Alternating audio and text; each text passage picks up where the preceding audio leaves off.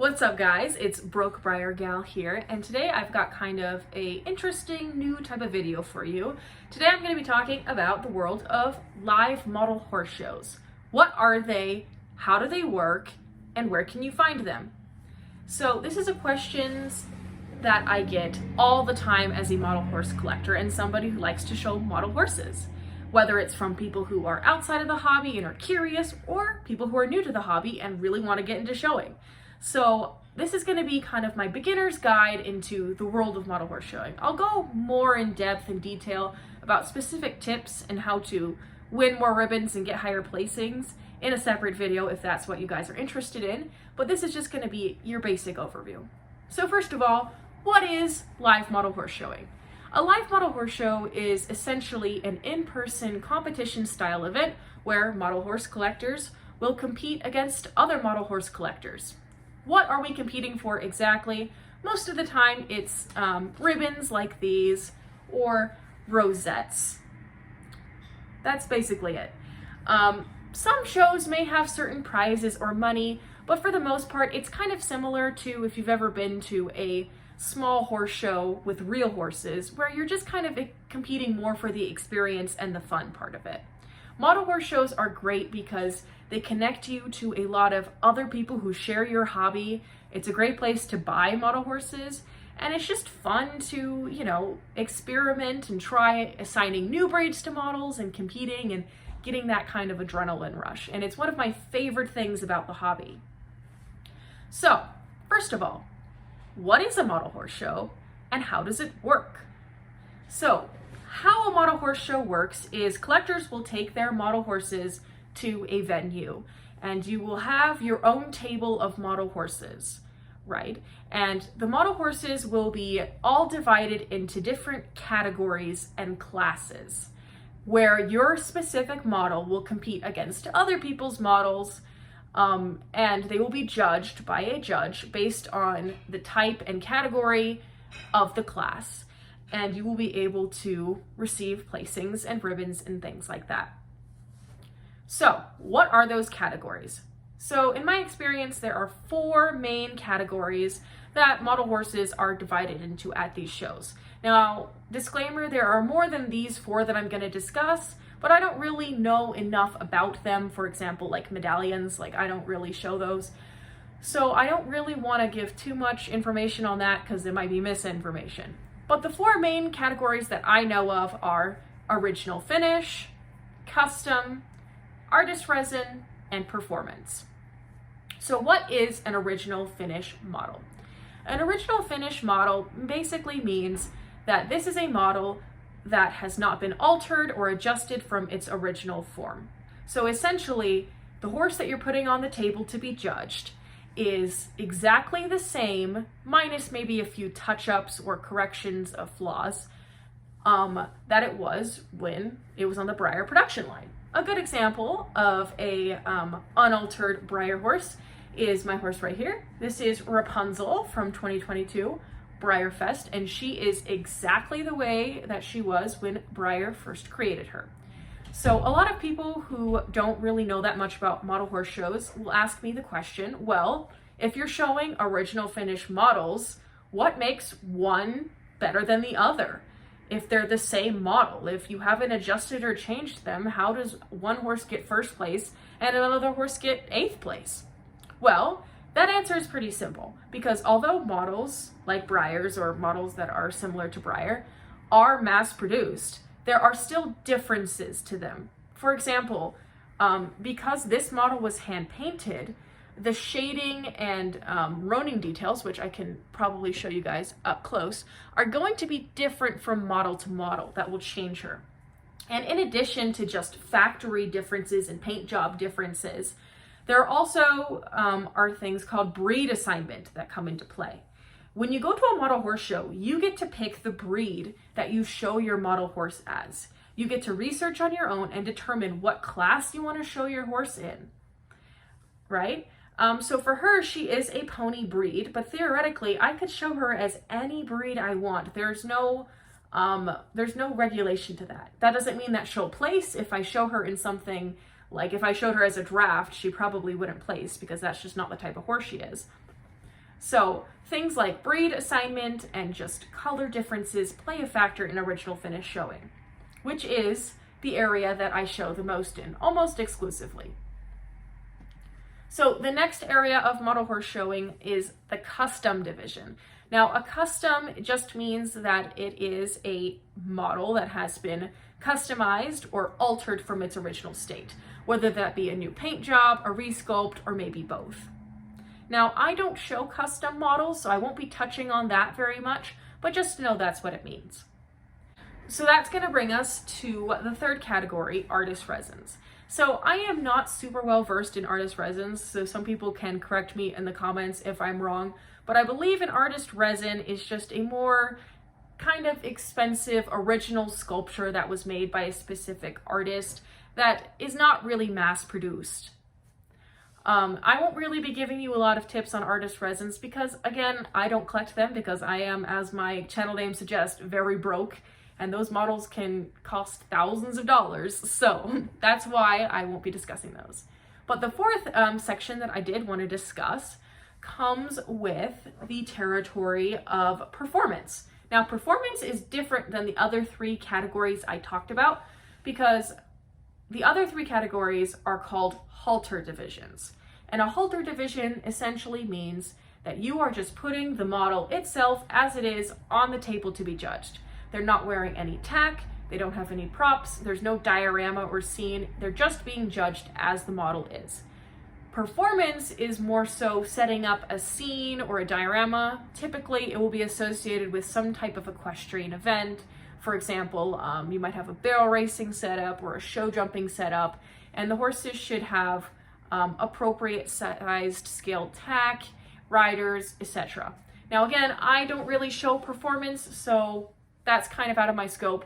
So specifically what I will be discussing in my videos is original finish halter showing. That is where you have unaltered models and you're showing them as they are, because that is where my personal showing experience lies. So now that we have talked about the different categories of showing, I kind of wanted to discuss how you go about finding a model horse show, right? So in order to find a model horse show, there are several different websites and resources available to you. The first is the organization of NAMHSA. NAMHSA stands for the North American Model Horse Association. Now, if you've ever been or seen a model horse show before, you've probably noticed little green cards like this in people's videos. This is called a NAM card. It's a little green card, and basically you'll get one of these if your horse wins a first or a second place in their class at a NAN approved show. So what is NAMHSA? NAMHSA is essentially an overreaching organization in North America specifically that will approve certain lists of shows that adhere to certain requirements. And if you want to know what those requirements are, I'm linking the website in my description so that you can research that and read all about what NAMHSA is. But essentially, if your horse wins one of these little green cards in their class, then they qualify to go on to a bigger national level model horse show. I myself have never been to one of these shows, but that's what these cards signify and mean. So NAMHSA can be a really great resource for finding model horse shows. If you go to their website, they will typically have listed by year, date, and region model horse shows in your area. Now, the one downside to using NAMHSA to find a model horse show is I found that they don't really update their lists very frequently. And a lot of times, you know, it may only be a month or so in advance. You're like, oh, this model horse show is happening. And by then, a lot of horse shows have a limited amount of people that they can have enter. So by the time you find out about a show, it might be full. So what I like to do is I like to directly contact the show owners. And what you can do is NAMHSA will have all the shows from several years prior, and you can find and see shows in your area, contact people, get to know people in your model horse community, find out when these shows are. And typically they will have you join Facebook groups or an email list, and you can find out more details about a show. Another great resource for finding model horse shows is just Googling live model horse shows near me. And I will link several websites where they have lists of shows that may or may not be NAN approved. If that's important to you, you can kind of decide for yourself. And yeah, you'll be able to find horse shows. One point that I do want to mention that I've heard people be confused on before is that when it comes to NAN approved shows, you don't need your horses to be pre-registered or assigned to go to a local show. A NAN card is just a way of an extra bonus, if you will, of your horse winning, if you wanted to go to an even higher level than just your basic model horse show. You don't need to worry about it when you're just doing a general show. It's just kind of a perk and a bonus. Okay, so now that we've discussed what a live model horse show is and where you can find model horse shows happening in your area, let's discuss what you need to bring and prepare for a live model horse show. Obviously, the first thing that you'll need is to bring model horses. So you'll need to determine if you think that those horses are LSQ or live show quality. Generally, you want horses that are going to have no flaws such as scratches, marks, or shiny things. There are ways that you can do touch-ups for those, but you want to show models that are really nice quality, that have good biomechanics, and you feel like you have a good breed assignment for. That's how you select a good model. And I will do future videos about how to determine whether a horse is show quality or not. But for now, just for the sake of keeping it simple, you just want them to be in overall good condition. Another thing that you will want to bring, which is very important, is your show binder. This is my show binder, and the way that I personally like to organize my show binder is I like to put what is called a show packet in the front. And the show packet, which I will turn for you so you can see, is basically a little packet that every show will have, and you will print out. You can usually find it on their website, or the show holder will email it to you, and it will have all of the rules, information, class lists, which is a class list is basically just like this. It will say what categories and divisions horses will go into based on their breed assignment and things like that, or their color sometimes, but mostly it's breed assignment. So yeah, you can add your show packet to your binder. I like to put it right up front ahead of everything so that I can read and keep track of all of my horses. And then in addition to that, I personally like to have these little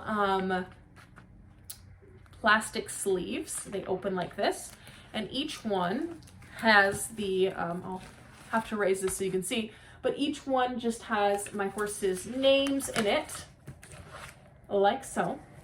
And I will put ribbons, tags, any documentation. And again, in my tips video, I can go into further detail on this, or this is what some documentation is for your horses. And yeah, it's really helpful to have each model have their own specific pocket so you can put all the things you need for them in. And if you need to know specifically what you need for each show, I would recommend going to the show packet because it's slightly different for each show. Some shows will require you to have index cards where you write the breed and gender of your horse.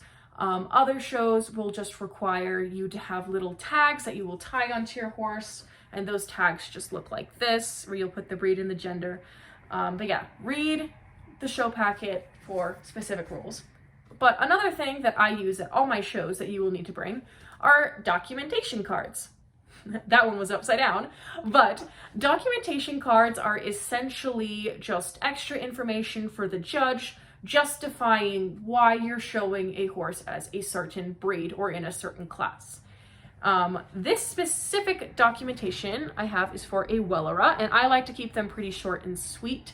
But essentially, this is a less common breed, so I documented it for the show. You can also document your horses if they are an uncommon color.